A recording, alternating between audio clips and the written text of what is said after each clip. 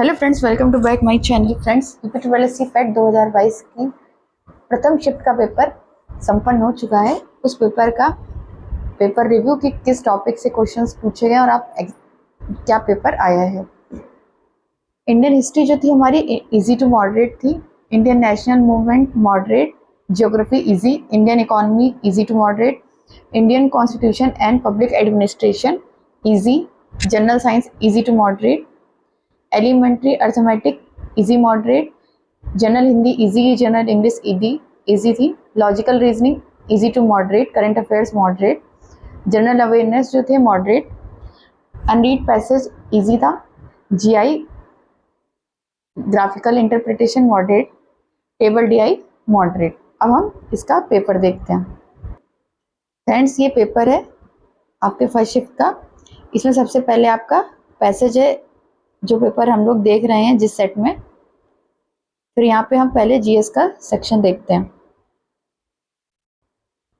यहाँ पे पूछा गया है, निम्नलिखित में से वह व्यक्ति कौन था जिसका नाम देव नाम प्रिय था। यह थे हमारे मौर्य सम्राट अशोक को देव नाम प्रिय दिया गया था।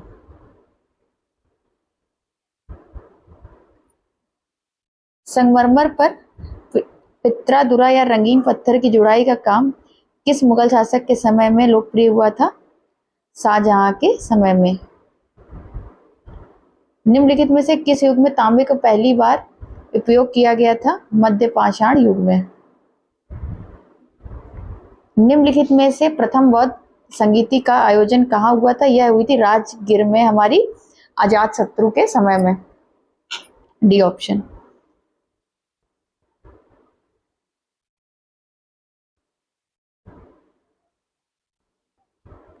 नेक्स्ट है, दांडी नामक यात्रा निम्नलिखित में से किस सामाजिक कार्यकर्ता को आंदोलन में केवल पुरुषों तक सीमित न रखने के लिए राजी किया था?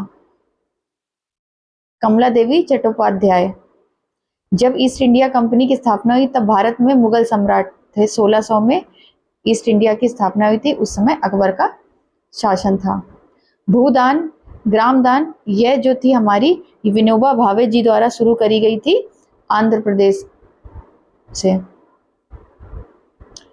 दिल्ली चलो किसका नारा था? यह हमारा था सुभाष चंद्र बोस। C option. राष्ट्रवाद की पहली स्पष्ट अभिव्यक्ति निम्नलिखित में से ये हमारी है फ्रांसीसी क्रांति। सरकार के निम्नलिखित में से किस अधिनियम के कारण बंबई से सिंध प्रांत का निर्माण हुआ था? भारत सरकार अधिनियम 1935।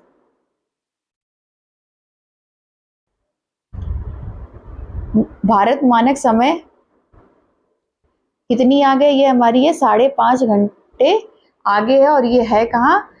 ये इलाहाबाद के नैनी के पास से होके गुजरती है। निम्नलिखित में से कौन जनसंख्या वितरण को प्रभावित वाला आर्थिक कारक नहीं है?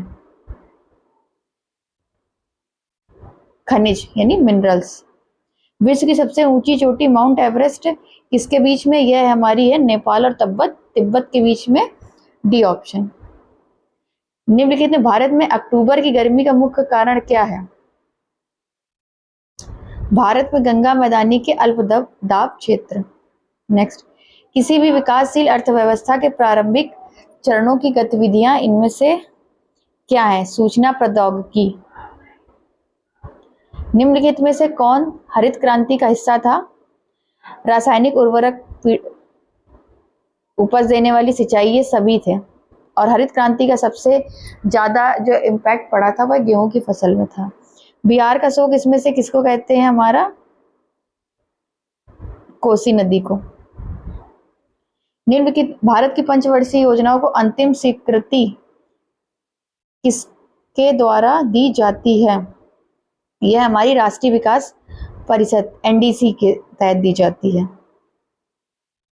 भारतीय संघ कार्य प्रणाली में इसमें से कौन से शामिल नहीं है? इसमें जो हमारी है उपराष्ट्रपति का कोई संवैधानिक, ये हमारे राज्यों के जो मुख्यमंत्री हैं वह इसमें शामिल नहीं है। निम्नलिखित में से कौन सा वाणिज्यिक बैंक नहीं है? इसमें से जो है आपका सिडबी जो है ये नहीं है।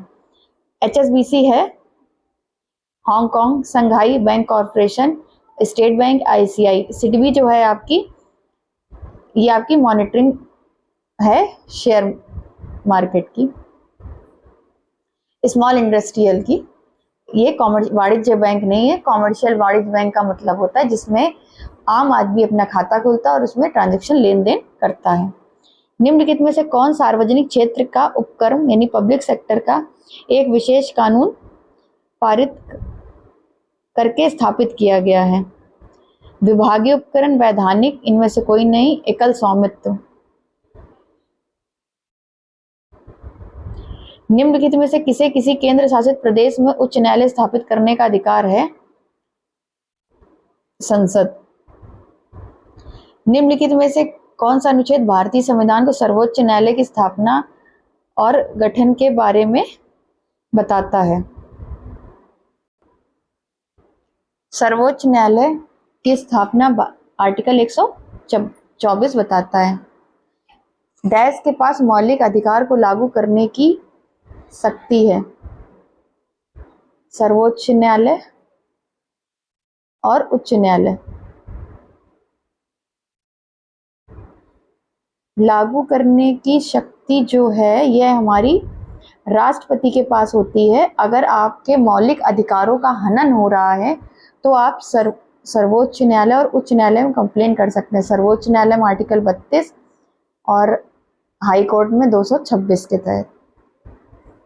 क्योंकि इमरजेंसी के समय हमारे जो फंडामेंटल राइट्स हैं आर्टिकल 20 और 21 को छोड़ के सब निलंबित किए जा सकते हैं। इसके हिसाब से लागू करने का अधिकार हमारे पास राष्ट्रपति को है।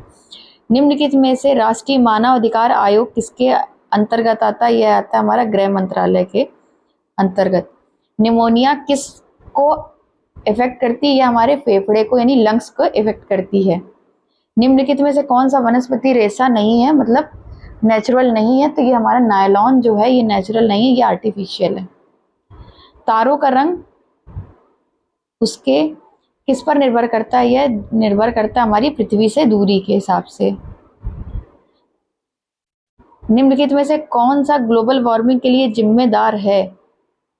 यह हमारी जो है ग्रीन हाउस गैसेस। अब यहाँ पर हमारा मैथमेटिकल पोर्शन है। ये तो क्वेश्चन सिंपल आपका a+b के होल क्यूब का जो फॉर्मूला होता है उससे है, तो आप सॉल्व कर सकते हैं। यहाँ मैथ्स में आपका परसेंटेज का क्वेश्चन है।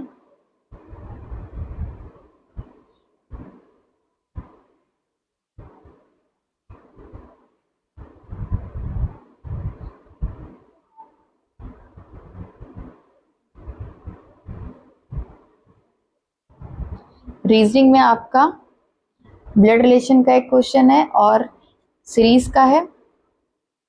यहाँ पे देखिए ये 2 का क्यूब, ये 3 का, ये 4 का, 125, 5 का, 6, ये 7 का, आपका 100 यानी कि 100 असंगत है। आपका 100 यहाँ आंसर होगा। 110 का स्क्वायर है ना कि क्यूब है, बाकी नंबर सारे स्क्वायर हैं। 1 जनवरी 2006 को रविवार था, तो 1 जनवरी 2010 को कौन सा दिन होगा? इसमें आपको ऑड डेज के निकालते हैं, तो जो सिंपल हमारा ईयर होता है उसमें 1 ऑड डेज होता है और जो लीप ईयर होता है उसमें 2 ऑड डेज होते हैं।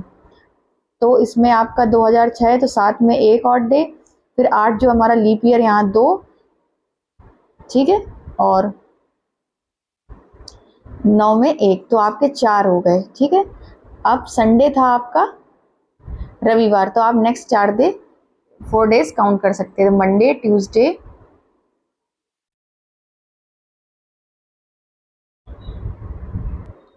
दो 2006 में यहाँ पे इन सबको काउंट करेंगे तो आपके टोटल 5 हो गए। तो आप संडे के बाद 5 प्लस करेंगे तो आपका शुक्रवार आ जाएगा।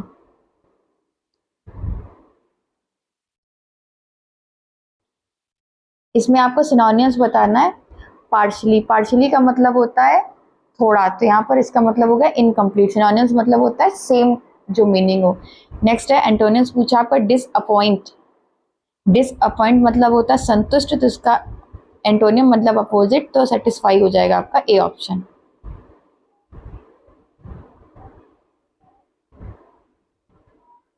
फिर है आपका स्लॉग का क्वेश्चन। पूछ रहा है सभी किताबें पेपर हैं,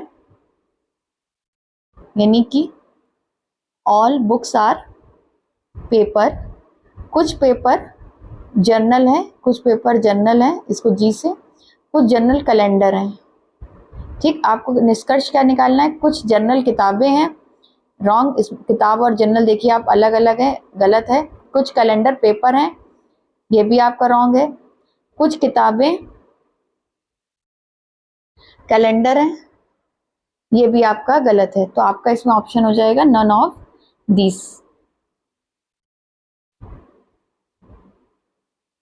नेक्स्ट है, इसमें पूछा है किस देश ने अगस्त 2022 में ताइवान के आसपास अब तक का सबसे बड़ा सैन्य अभ्यास किया है? ये किया आपका यूएसए ने। भारत में पहली अंडर वाटर मेट्रो का उद्घाटन किस शहर में किया गया है? ये तो मुझे नहीं पता है, इसको चेक करके बताना पड़ेगा। निम्नलिखित में से किस देश के वैज्ञानिकों का पहला कृत्रिम भ्रूण तैयार किया है? यह हमारा है इजराइल। निम्नलिखित नरेंद्र मोदी में से किस राज्य में India international bullion exchange launch किया? यह हमारा गुजरात में गांधीनगर में लॉन्च किया। आजादी का अमृत महोत्सव बढ़े चलो कार्यक्रम किस केंद्रीय मंत्रालय द्वारा चलाया गया है? इसको चेक करना पड़ेगा। निम्नलिखित भारतीय सेना ने जुलाई 2022 में डैश नामक एक अखिल भारतीय उपग्रह संचार अभ्यास का आयोजन किया है, स्काईलाइट।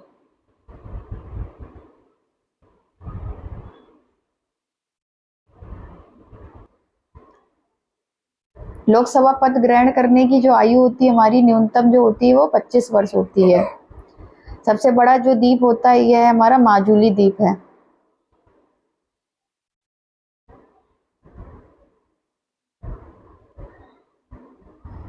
इसने प्रसिद्ध पुस्तक पावर्स ऑफ द माइंड लिखी है? यह हमारी स्वामी विवेकानंद जी द्वारा लिखी गई। ये रामकृष्ण मिशन के संस्थापक थे।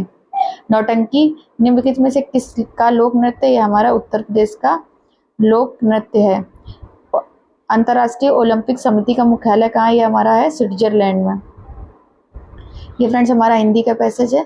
ये आपको एक ओवरव्यू दे दिया गया है, जिनका भी अपकमिंग शिफ्ट में एग्जाम है उनके लिए थोड़ा हेल्पफुल रहेगा कि किस टॉपिक से क्वेश्चन है, एक बार वो रिवीजन कर सकते हैं। आगे हम अपकमिंग एपिसोड में इस पूरे पेपर का डिटेल एनालिसिस देखेंगे। तो जिनका भी अभी पेपर है उनको बहुत बहुत good luck. Thank you. Please share my video and subscribe my channel. धन्यवाद।